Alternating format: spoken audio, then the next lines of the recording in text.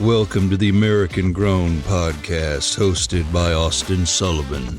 The American Grown Podcast will focus on people from different walks of life and their journey to where they are now. Now, turn up your volume and settle in for a great episode.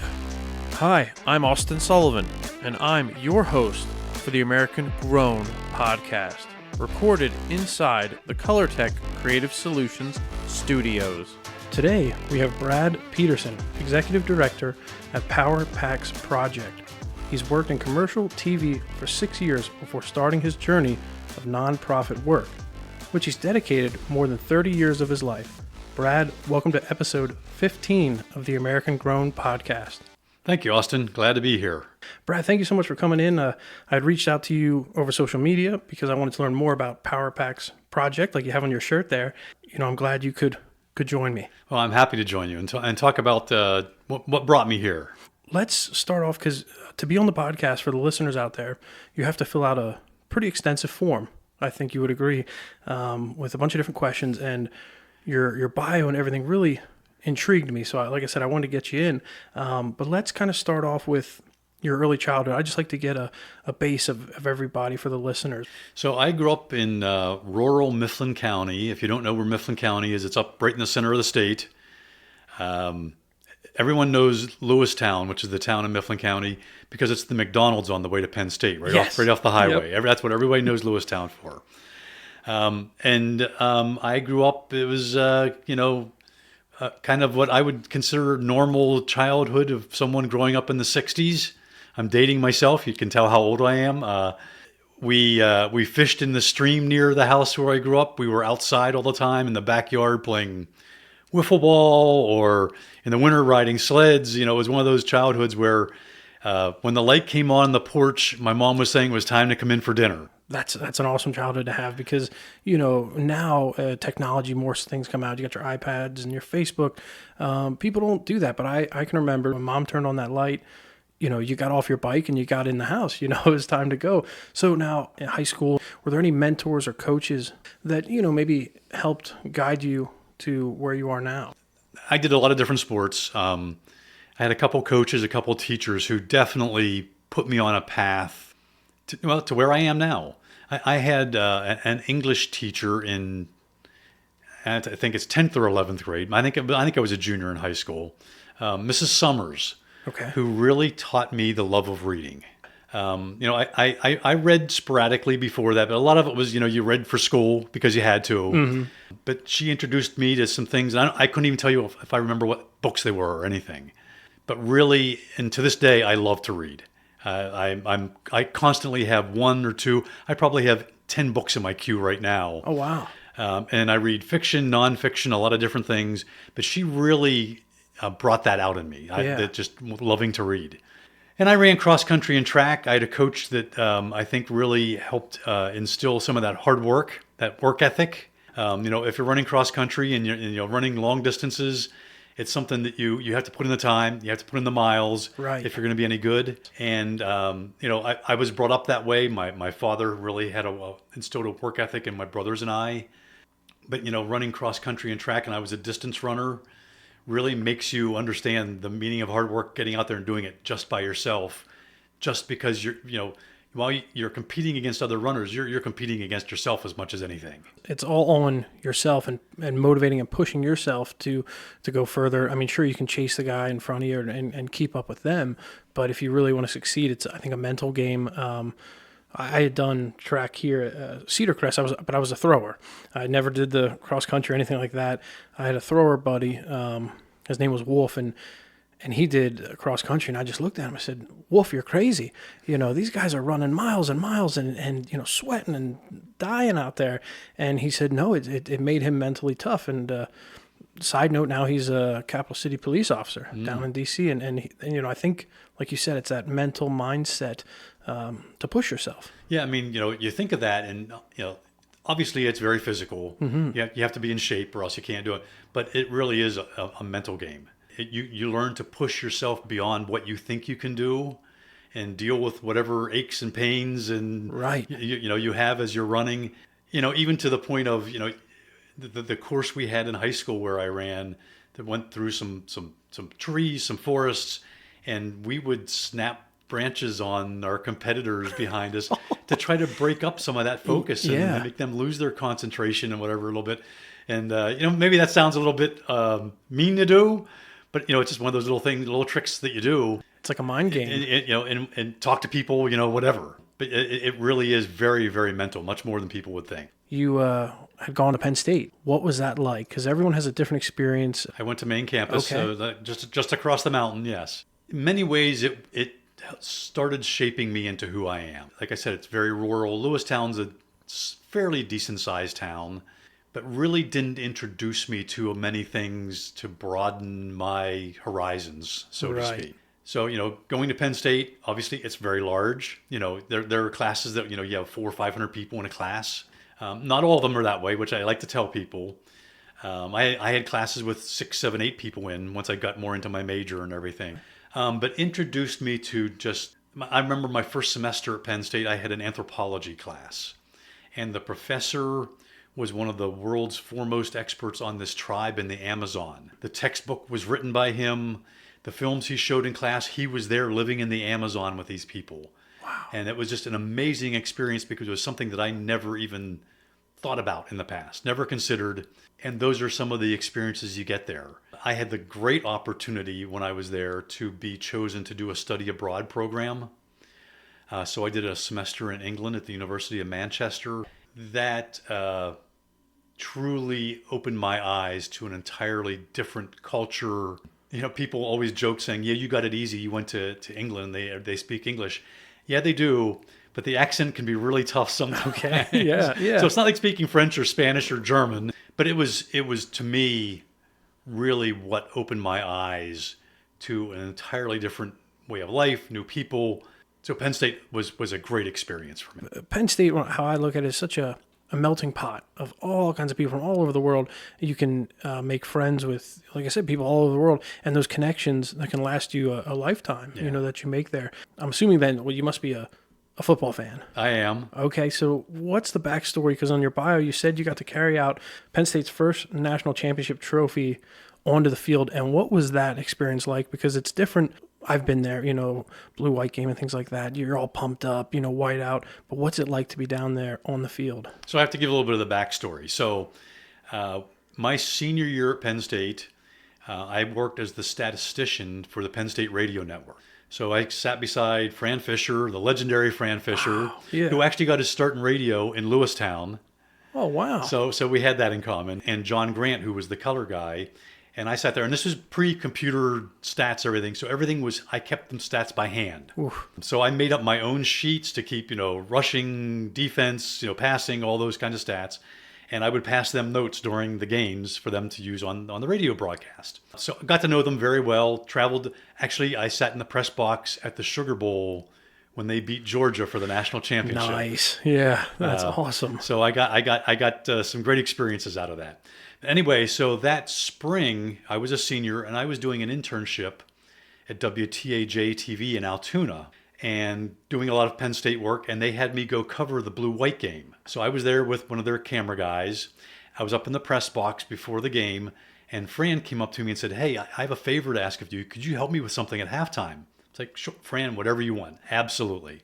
Unbeknownst to me, what he wanted was for me to help him take the national championship trophy down on the field at halftime. Talk about a surprise. Yeah. So he came and gathered me a little bit before.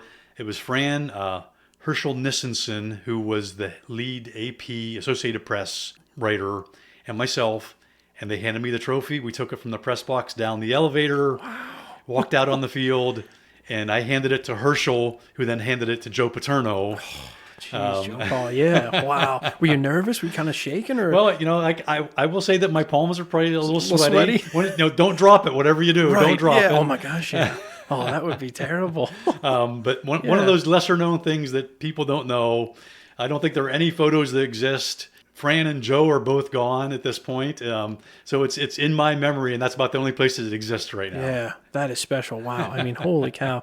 To be that close and to actually hold the trophy, hand it off to Joe Paterno. Yeah. Wow. obviously you don't have to say it, but legend in football in general, but definitely up in State College.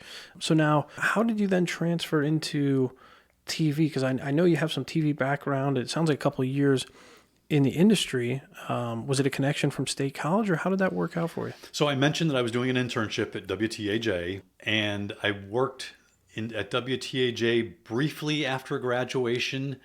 I also did some radio work. I was doing some radio at that time.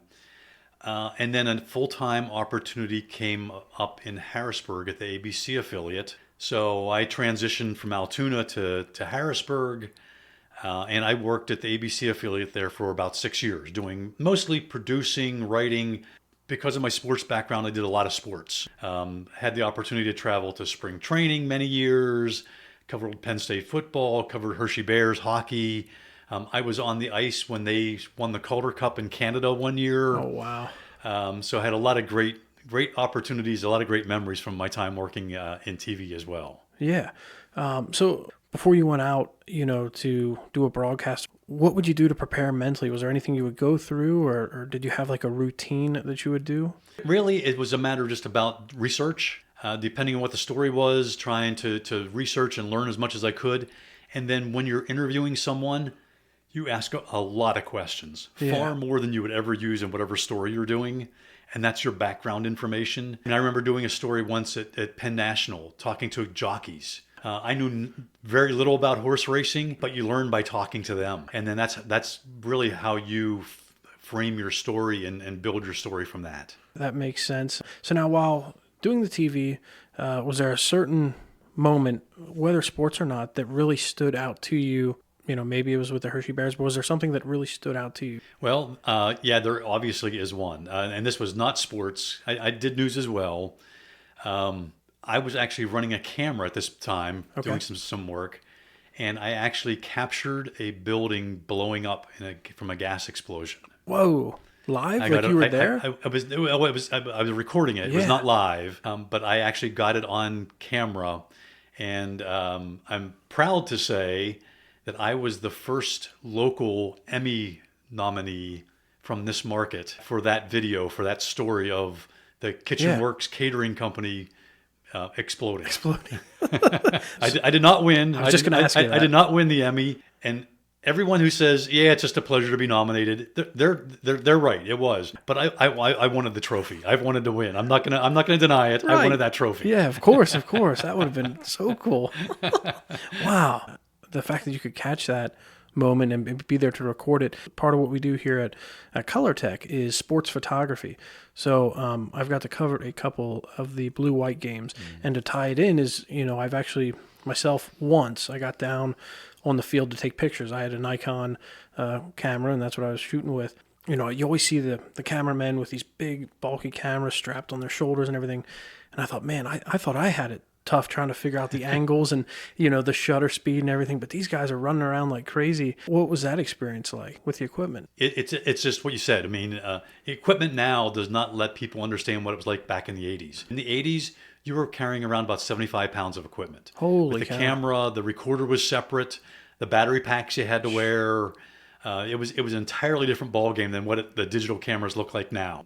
So lugging that around on the side of a football field, and sometimes, depending on where you were and how, sometimes they made you kneel. Okay, yep. So that made it a little more strenuous on your back, but it was always a pleasure. No matter how strenuous and difficult it might be, no matter what the weather was like, rain, cold, whatever, it was always just great being on the sidelines. The one thing I will say is, and you wouldn't think this was different, but because, Penn State plays at a very high level, a lot of guys go on to the NFL. The difference between the college game and the pro game is not just negligible. In the college game, you see guys coming towards you on the sideline. You can still kind of think about, I can move, I can get out of the way. In the pro game, they are so big and so fast. Speed. You found that if they started coming towards you, you needed to start backing up the instant you saw them coming, because otherwise they would just take you out. Just knock you out. Yeah. And break all that valuable equipment. Yeah. That's one of the things I say is you can't beat the seats. I mean, you're right there. You're right up front. You can't get a better seat in the place. And then I always joke around, but pretty serious. I'd rather break my arm than break the camera equipment, because some of the lenses and things we have, which like you said is very valuable. It's not cheap, the equipment I'm sure you were using, but you can't beat that experience of being down in the field. Never got to cover a pro game like an Eagles or Steelers or something like that, but I can just the jump from high school football to college, covering that blue-white game was like, wow, just night and day difference. So what was the transition like for you going from TV, you have a pretty extensive background in TV and broadcasting, and then going into nonprofit, and why the transition? The transition's actually easy. TV is, it sounds glamorous, and there are parts of it that are, but it's a lot of long hours. It's a lot of nights, weekends, and to be perfectly honest, I got married. I started a family, and all of a sudden, the idea of working weekends and holidays and all that doesn't sound so great. Yeah, not all what it's cracked up to be. Yeah, exactly. Yeah. So I transitioned out of TV to get more of a 9-to-5 job, and I took a job with a large health system in Harrisburg, doing communications, marketing, PR. I worked there for nearly 20 years and had a variety of different roles, but just for something that was a little more normal, hours-wise. Right. Gave up the glamour of TV, if you will. Yeah. The hospital, is that like UPMC's there now? It was the predecessor to that. So when I started, it was Capital Health System, which became Pinnacle Health, which became UPMC. Oh, wow. Yes. So were you there for some of that transition, or you were the early? I was there in Capital Health System, and then when it transitioned to Pinnacle Health. Okay. Yeah. What was that like being a marketing director for and helping with the communications for such a large hospital? It was challenging. It was a system that grew over my time there. I think when I left, there were something like 60 some different locations, 4 different hospitals. I was doing a lot more of the PR, some marketing, some advertising, a little bit of, had my hands in a little bit of everything. But it was exciting in a different way. Yeah. Because you got to see projects go from concept to completion. And you talk about doing photography, yes. Whether it was photography or video, doing commercials, or launching a new product line, for instance, or some new technology we came in and bringing in the people from TV and from the print media and talking about that and then seeing the stories on TV to promote it and building that and building then the customer base behind it. That was exciting in a different way. I'm so into how large corporations and family businesses, how they market themselves and how they promote themselves. And what works for one company might not work, or one hospital might not work for another, depending on the demographic and the areas that they're in. So it's always interesting to hear, what other people do for their business. So now, becoming director of Power Packs Project, let's get some background. Where'd that originate? So Power Packs started in Lancaster. Our founder, a woman named Joan Espenshade, was volunteering at an elementary school in Lancaster. This was 2005, and she continually was seeing children at the nurse's station lined up on Monday mornings. And finally, she went to the nurse and asked why, and it was because the kids hadn't eaten all weekend, and they were there because they had a bellyache. They're starving. Yeah. You can't concentrate. You know. So Joan, being the amazing woman that she is, knew that she could not just sit by idly and not do something about that. So as she likes to put it, she put together what she called a kitchen table committee. Some friends, some family, some people she went to church with, whatever. And they started brainstorming around what they could do about this. So they started serving 14 families in that one elementary school. They would go out to Giant or Wise or wherever and buy groceries, buy things to give to those families. Transition now, 17 years later, from those humble beginnings, Power Packs now is in 9 school districts in Lancaster County. Wow. 5 school districts in Lebanon County. Total of 14 school districts, over 70 schools. And last year we provided over 400,000 meals. Holy cow. Wow. All from that small start, that humble beginning, and all because you saw these kids coming in. That's affecting a lot of people, a lot of young youth coming through. So what's the procedure? How do kids become eligible or get selected? And then what do they have to do from there? Power Packs, I mentioned all the school districts that we're in and all the schools. Yes. So we work directly with the schools because that's where the kids and their parents are. So what we do is we have a liaison in every school. Sometimes it's a social worker or a guidance counselor. Sometimes it's a teacher. They help us promote the program to their parents. We go to back to school nights, all those kinds of things. They put information about Power Packs on their school websites and social media. And how it works is then, so parents need to enroll in our program. Typically, anyone who is eligible for school free and reduced breakfasts and lunches in schools is eligible for Power Packs. Then once a week, our volunteers in our warehouses pack the packs. Volunteers deliver them to the schools, and then either kids take them home or the parents come and pick them up. That is hundreds and hundreds of families every week. Well, how big is your warehouse? I mean, how many people behind the scenes? This is quite the operation. I mean, I knew a little bit about, but I didn't know it was to this scale. I mean, this is massive. The thing I like to tell people is, I just said we did 400,000 meals last year. Right. We have a staff of 6. What? We have 5 full-time and 1 part-time person. But what sets us apart is we have, and I actually just verified this number yesterday, in the last year we had 264 active volunteers. Holy cow. Volunteers pack all the food. Volunteers deliver all the food to the schools. Volunteers play a big part in the distribution process at the schools. We could not do what we do without the volunteers because we couldn't afford to pay people to do all the work that they do. Wow. Shout out to all the volunteers at Power Packs throughout the area because that's phenomenal. I expect you to say you had this large force of full-time employees because how else could you get it done? But the fact that so many people care and are willing to donate their time and do this for these children throughout the area is really amazing. Yeah, we have some volunteers that have been doing this for years, and they're in our warehouse every week, sometimes more than even 1 day a week. Warehouse located Lancaster, Lebanon, or throughout? So we have one warehouse in Lancaster. It's in the Greenfield complex off 30. And we have a Lebanon warehouse also to serve our Lebanon schools. We lease space from Sunset. Yes, it's up beside Sunset Outlet up on 7th Street just as you're going out of the city. That's a great location. So do you see, obviously there's a need. You found a market where there's a huge need. Do you see growing into other areas? I don't know, like Reading, Harrisburg? Growth is part of our plan within our footprint and beyond that. So like I said, we're in 5 school districts in Lebanon County. There's 1 school district we're not in. We're actually having conversations with them now. Oh, good. Yeah. Same thing with a couple of school districts in Lancaster County. We actually have also started having discussions in Berks County, in Reading, and in York County, in a school district or 2 there as well. Great areas. And hopefully the schools will jump on board. I don't see any downside to the districts. It's great that we can do it. It's terrible we have to. But there are a lot of families out there struggling. And we're seeing it even more now with inflation, prices at the gas pump, prices at the grocery store. You see it, I see it, everyone sees it. I mean, it affects us at Power Packs as well for things that we have to purchase. This past summer, we do a 35-week school year program, and then we also do an 8-week summer program because hunger doesn't go away during the summer just because kids aren't in school. Right.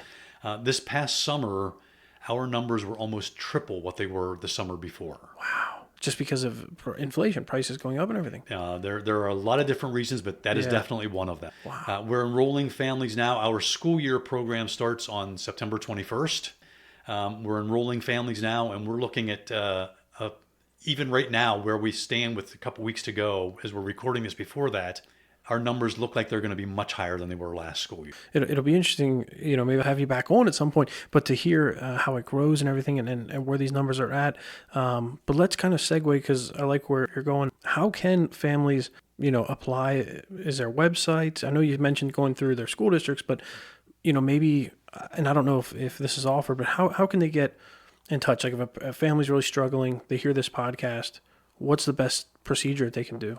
On our website, you can find our phone number. You can either call us and we'll walk you through the process, or the enrollment form is actually right on our website. So if you go to our website, which is powerpacksproject.org, if you go on there, on I think it's the About Us tab on top, if you click on that, the form is right there for you to enroll in our program. Perfect. Brad, your job there, you're the director. So what does that entail? What's kind of like your average day look like?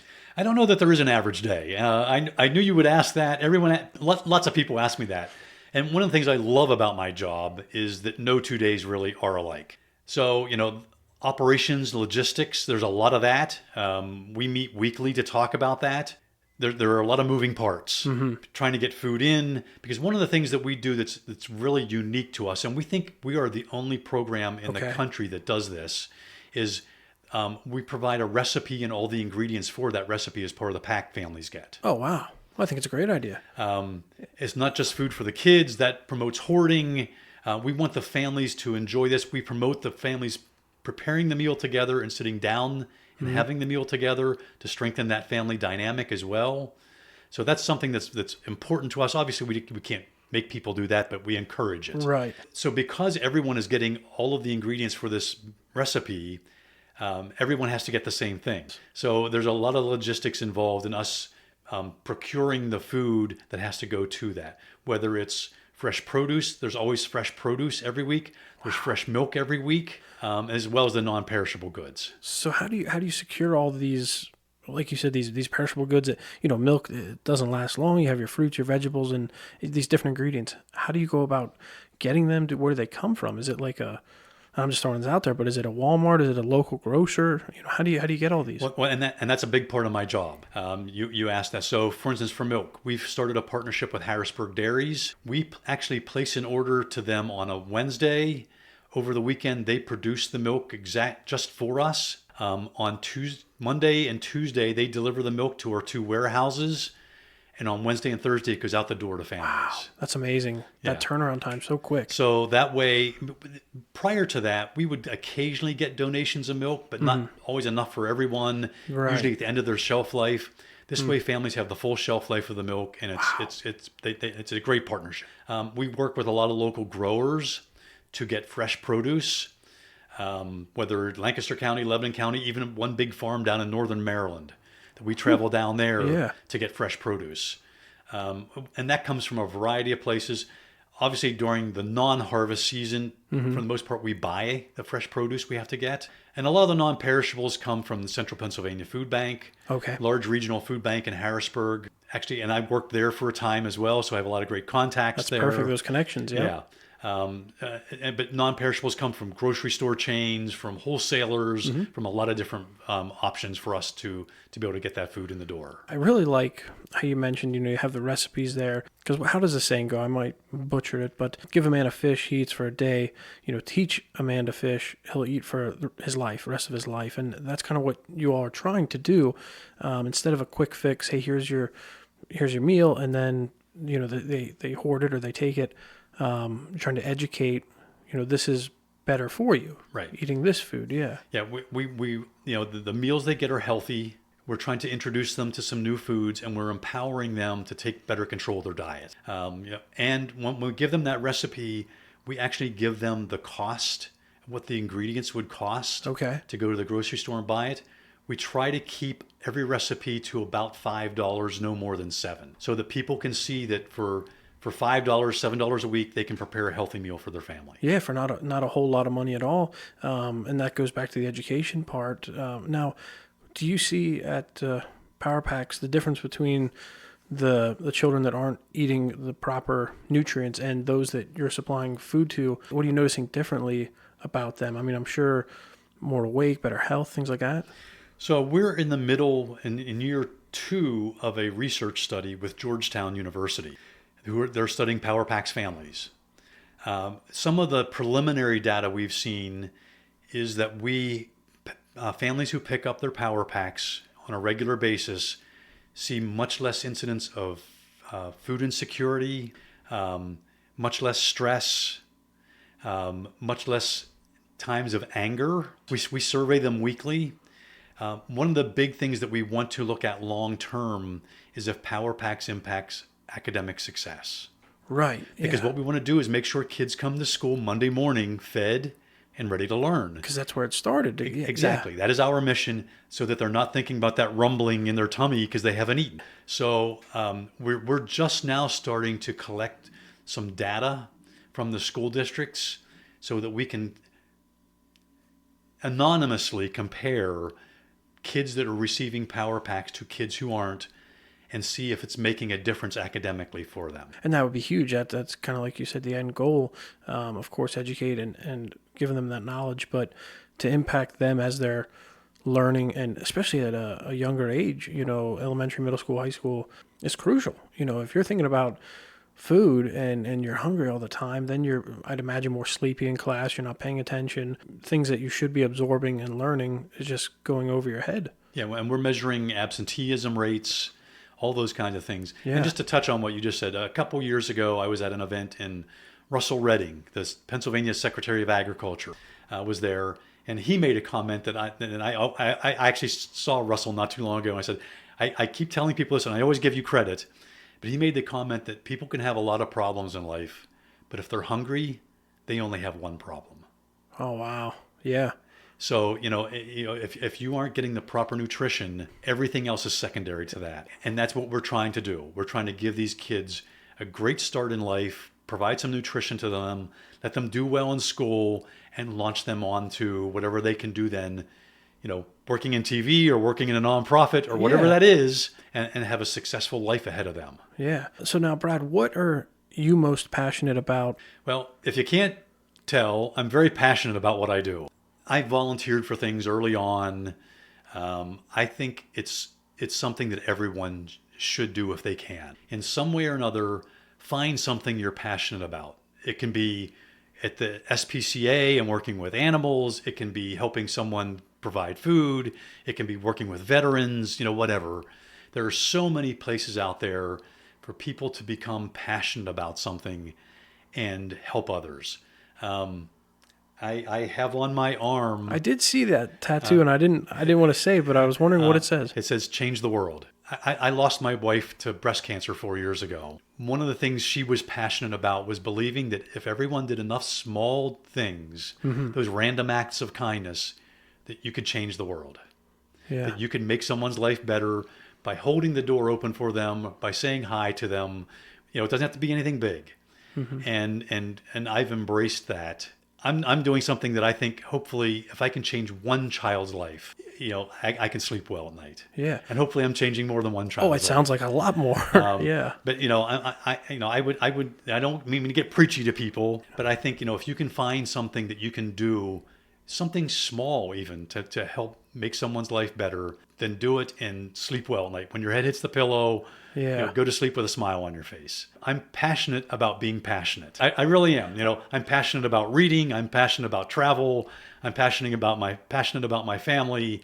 Be passionate about something in your life. I could tell as soon as I met you, because Brad, I haven't known you until you walked in the door here at Colortech, but I could tell just by your smile, the way you carried yourself, and then the conversation we have here, you are passionate beyond, and I think it's phenomenal because we need that in the world. People are passionate about different things, but whenever you're helping, like you said, vets, animals, young children, youth of America, whatever it is, that's huge. Not everybody does that, but I think once you do it and you see the impact you're having, then it wakes you up, sort of to say.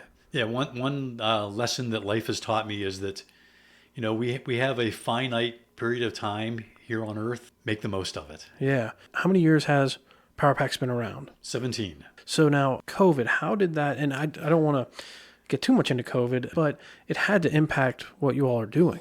So I started at PowerPacks in the middle of COVID. Okay. Oh, that's when you started with them. Wow. Jumping in the deep end. Yeah, I did. Yeah. And COVID changed everything we did. We had to change our entire process because there were no kids in schools. Prior to COVID, what PowerPacks did was we would deliver bulk food to schools. Volunteers would go to the schools and pack the food. Well, there were no more volunteers in schools because there was no one in schools. So we had to find a new way to do everything. Honestly, it's become a positive for us because we're getting feedback that the way we're doing it now, which is supplying a box, a package of food to the schools for kids, the schools like it better. The families like it better, and we might never have changed if it hadn't been for COVID. While COVID has been a negative for so many people in so many ways, for us, for PowerPacks, it's actually, there's been some positive outcomes because of it. And like you said, had it not happened, you would have never known to make those changes. And now it sounds like you're making it easier on the school, so therefore they'll want to deal with you more and work with you guys more. That's awesome to hear. So now, Brad, how can our listeners connect with you and follow along on your journey, and then also Power Packs? So as I mentioned, our website is powerpacksproject.org. If someone wants to learn more, you can go there and learn some more information. If you want to volunteer, I mentioned we have lots of volunteers, but we can always use more. If you would like to support us financially and you have the means to do so, you can donate there. We have to keep the lights on like everyone else. Our costs are going up for everything that we do as well, just like everyone else that's seeing it. For instance, the cost of cardboard for the boxes that we use has gone through the roof.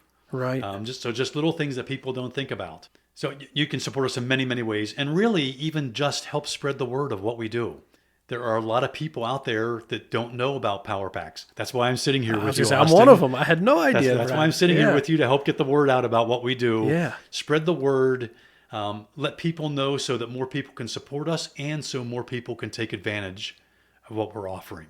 Because we want to get food into the hands of as many people as possible who need some assistance putting food on the table. Yeah, those that need it most, for sure. Yeah. So before we close out, is there anything else you'd like the listeners to know? Just that hunger does exist here. A lot of people don't think that. They think it's a very urban problem. They think Philadelphia and New York City, wherever. Hunger does exist. And it's not even just in the urban areas we have here. It's not just in the city of Lebanon. Mm-hmm. It's not just in the city of Lancaster. Studies have shown that it's really almost split exactly in thirds between urban, suburban, and rural areas. Really? Yeah. Wow. And rural hunger is actually a much more difficult problem to solve because people have to go farther for assistance. They have to weigh, do I spend that money on gas to go to the food pantry or whatever, or do I save it to get to my job? So hunger does exist here. There are people in your neighborhood going to your church and school with your kids who probably don't have enough to eat, who may be skipping meals to stretch their food dollars. And you can help by helping Power Packs, by helping the Salvation Army, by helping Lebanon County Christian Ministries, any of those organizations who are supplying food to people. And if you're willing and able to do so, any of us would love to have your support. Well, there you go. I couldn't have said it any better. Brad Peterson from Power Packs Project on the American Grown podcast in the Colortech Creative Solutions studios. Thank you for joining me. Thank you, Austin. I appreciate it. Awesome, Brad. Great job. Thank you, sir. If you want to see more American Grown content, follow along on Facebook and Instagram. Username American Grown Podcast. If you received any value, please share this episode with friends, family, and coworkers. And lastly, subscribe and leave a review. If you'd like to be a featured guest on the podcast, please direct message or email Austin at americangrownpod@gmail.com.